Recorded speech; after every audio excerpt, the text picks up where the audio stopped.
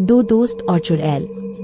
रात का समय था। गांव के बाहर फैले सुनसान जंगल में घना अंधेरा छाया हुआ था। गांव के दो जिगरी दोस्त रामू और श्यामू हमेशा की तरह मस्ती करते हुए घर लौट रहे थे, लेकिन उस रात उन्हें रास्ते में कुछ अजीब सा एहसास हो रहा था। पेड़ों की टहनियां हवा से हिल रही थी, जैसे कोई कानों में फुसफुसा रहा हो।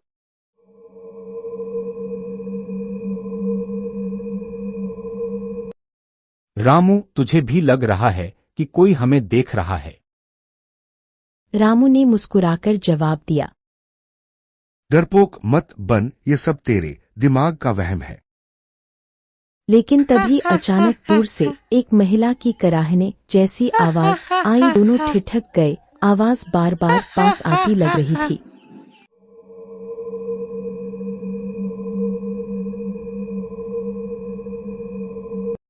कुछ ही देर बाद सामने से सफेद कपड़े पहनी एक औरत दिखाई दी। उसके लंबे बाल जमीन तक झूल रहे थे और चेहरे पर परछाई छाई हुई थी।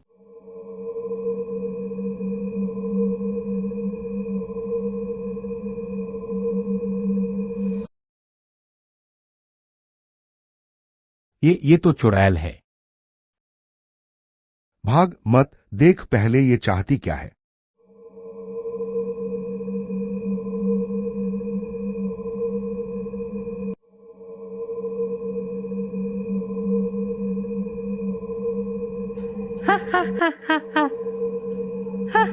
वो औरत पास आकर अजीब सी मुस्कान देने लगी। उसकी आंखें लाल अंगारों जैसी चमक रही थी। अचानक उसने खुरदुरी आवाज में कहा, तुम दोनों ने मेरी सीमा पार की है। अब तुम में से एक को मुझे चाहिए। दोनों दोस्तों का खून सूख गया। श्यामू घबरा कर भागने लगा, मगर उसके पैर जमीन में धंसने लगे जैसे कोई पकड़ रहा हो। रामू ने अपने दोस्त को खींचा और जोर से चिल्लाया, हमें छोड़ दो, हम कुछ गलत नहीं करना चाहते।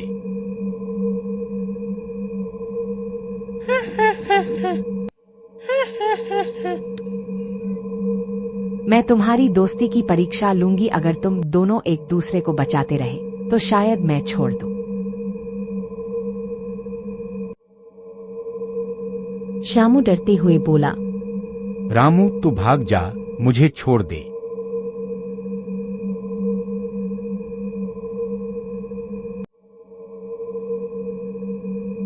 लेकिन रामू ने उसकी बात नहीं मानी। उसने पास पड़ा लकड़ी का बड़ा डंडा उठाया और चुड़ैल की तरफ झपट पड़ा। डंडा लगते ही चुड़ैल की चीख गूंज उठी। जंगल कांप उठा।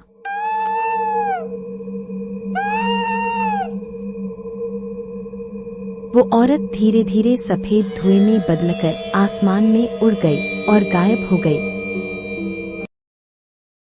उसी पल श्यामू के पैर भी मुक्त हो गए।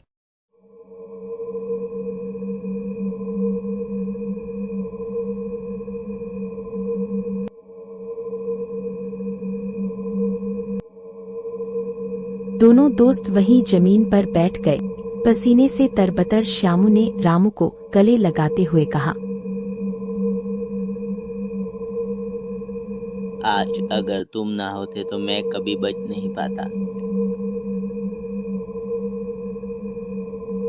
रामू ने मुस्कुराकर जवाब दिया, दोस्ती का मतलब यही है, चाहे मौत भी सामने क्यों ना हो, दोस्त को अकेला नहीं छोड़ते।